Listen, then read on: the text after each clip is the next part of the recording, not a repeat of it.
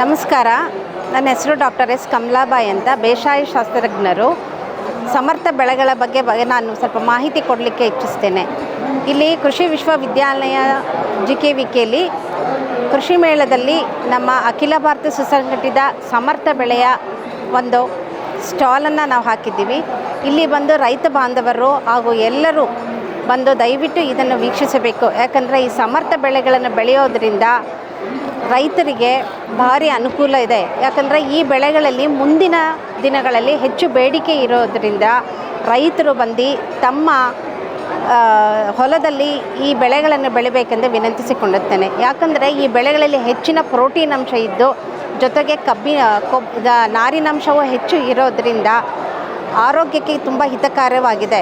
ಅದಲ್ಲದೆ ಈ ಬೆಳೆಗಳಿಂದ ಹಲವಾರು ನಾವು ಮೌಲ್ಯವರ್ಧನ ಪದಾರ್ಥಗಳು ಸಹ ನಾವು ಮಾಡ್ಬೋದು. ಇಲ್ಲಿ ವೀಕ್ಷಿಸ್ಬೋದು. ಇಲ್ಲಿ ದಂಟಿನ ಲಡ್ಡು, ದಂಟಿನ ಚಿಕ್ಕಿ ಇರ್ಬೋದು. ಮತ್ತು ಸಮರ್ಥ ಬೆಳೆಗಳಲ್ಲಾದ ಕಿನೋವಾದಲ್ಲಿ ಅಕ್ಕಿ ಮಾಡಿ ಅದನ್ನು ಸೇವಿಸೋದ್ರಿಂದ ಆರೋಗ್ಯಕ್ಕೆ ತುಂಬ ಹಿತಕಾರಿ ಅಂತ ಹೇಳಲು ಇಚ್ಛಿಸ್ತೇನೆ. ಹಾಗೆ ಎಲ್ಲರೂ ಕೇಳಿರೋ ಹಾಗೆ ಚಿಯಾ ಸೀಡ್ಸನ್ನು ರಾತ್ರಿ ನೆನೆದಿಡಿ ಮತ್ತು ಬೆಳಗ್ಗೆ ಮುಂಜಾನೆಯೇ ತೆಗೆದುಕೊಳ್ಳೋದ್ರಿಂದ ತೂಕವೂ ಕಡಿಮೆಯಾಗಿ ನಮ್ಮ ದೇಹದಲ್ಲಿರೋ ಕೊಲೆಸ್ಟ್ರಾಲ್ ಪ್ರಮಾಣವನ್ನು ಕ್ರಮೇಣವಾಗಿ ತಗ್ಗಿಸುತ್ತದೆ ಅಂತ ಹೇಳಲು ಇಚ್ಛಿಸ್ತೇನೆ. ಈಗ ಹೊಸದಾಗಿ ಈ ಸಮರ್ಥ ಬೆಳೆಗಳಲ್ಲಿ ಅಡ್ಲೆ ರಾಗಿ ಅನ್ನೋದನ್ನು ನಾವು ಇಲ್ಲಿ ನಮಗೆ ಪ್ರಾತ್ಯಕ್ಷತೆಯನ್ನು ತರಿಸ್ತೀವಿ. ನೋಡಿರ್ಬೋದು, ಈ ಅಡ್ಲೆ ರಾಗಿ ಅಂದರೆ ಕೃಷ್ಣಮಾಲೆ ಅಂತ ನಾವು ಹೇಳ್ತೀವಿ.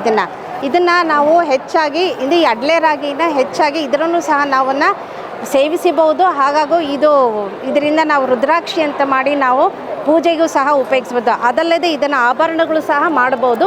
ಇದು ಸಹ ನಾವು ಪ್ರಾತ್ಯಕ್ಷತೆಯನ್ನು ನಾವು ಇಟ್ಟಿದ್ದೇವೆ. ಹಾಗಾಗಿ ಇನ್ನೊಂದು ಹೊಸ ಬೆಳೆ ಅಂದರೆ ರೆಕ್ಕೆ ಅವರೆ ಅಂತ ಕೇಳಿರ್ಬೋದು, ವಿಂಗ್ಡ್ ಬೀನ್ ಅಂತ. ನೀವಿಲ್ಲಿ ನೋಡಿರ್ಬೋದು, ಈ ವಿಂಗ್ಡ್ ಬೀನ್ ಅನ್ನೋದನ್ನು ಇದು ಬೀನ್ಸ್ ಥರನೇ ಇರುತ್ತೆ. ಎಳೆದಿರುವಾಗ ಸಹ ಇದನ್ನು ಹಚ್ಚಿ ನಾವು ತರಕಾರಿಯಾಗಿ ಸೇವನೆ ಮಾಡಿದ್ರಿಂದ ಆರೋಗ್ಯಕ್ಕೆ ಒಳ್ಳೆಯದು. ಅಂದರೆ ಬಹಳ ಮತ್ತು ಈ ಬೆಳೆ ಬೆಳೆಯೋದ್ರಿಂದ ಯಾವ ರೀತಿಯೋ ಮುಂದೆ ಒಂದು ರೈತರಿಗೆ ಒಂದು ಒಳ್ಳೆಯ ಆದಾಯ ಸಿಗುತ್ತೆ.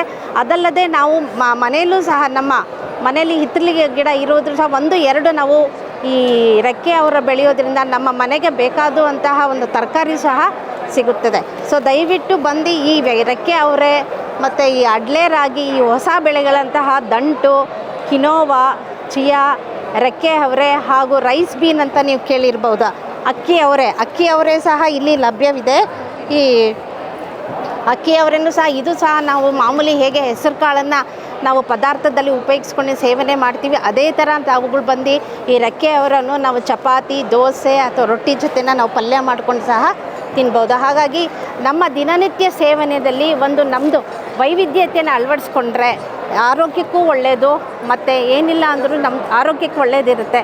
ಹಾಗಾಗಿ ನಾನು ಕಳಕಳಿಯಾಗಿ ನಾನು ಎಲ್ಲ ರೈತ ಬಾಂಧವರು ಇರ್ಬೋದು ಅಥವಾ ಎಲ್ಲ ಬಂದಿರೋ ಕೃಷಿ ವಿಶ್ವವಿದ್ಯಾಲಯ ಕೃಷಿ ಮೇಳಕ್ಕೆ ಬಂದಿರುವ ಎಲ್ಲರಿಗೂ ಸಹ ನಾನು ಸ್ವಾಗತ ಮಾಡಿ ದಯವಿಟ್ಟು ಈ ಅಖಿಲ ಭಾರತ ಸುಸಂಘಟಿತ ಸಮರ್ಥ ಬೆಳೆಯ ಸ್ಟಾಲನ್ನು ವೀಕ್ಷಿಸಿ ಎಂದು ಕೇಳ್ಕೊಳ್ತೇನೆ. ಧನ್ಯವಾದಗಳು.